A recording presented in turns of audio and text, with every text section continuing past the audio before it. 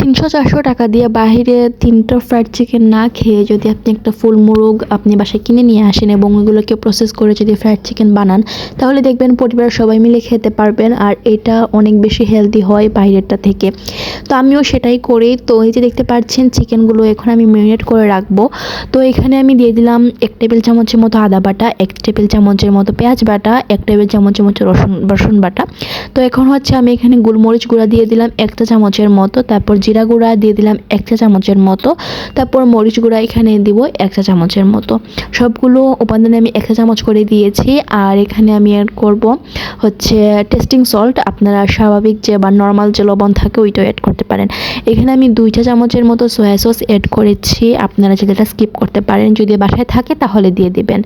আর এখন আমি এটাকে খুব সুন্দরভাবে মাখিয়ে নেব। আসলে ম্যারিনেশনটা যত ভালোভাবে করা যায় একটা মানে ওই চিকেনের মানে খেতে ওইটা বেশি ভালো লাগে একদম। আর আমি দেখতে পারবেন যে পিসগুলো আমি খুবই ছোট ছোট করে নিয়েছি, কারণ ছোট ছোট পিসে হচ্ছে মাংসর মধ্যে মশলাগুলো খুব ভালোভাবে যায় আর কি। আর বড় বড় পিস নিলে মনে হয় যে ভেতরে মশলাটা পৌঁছায় নাই।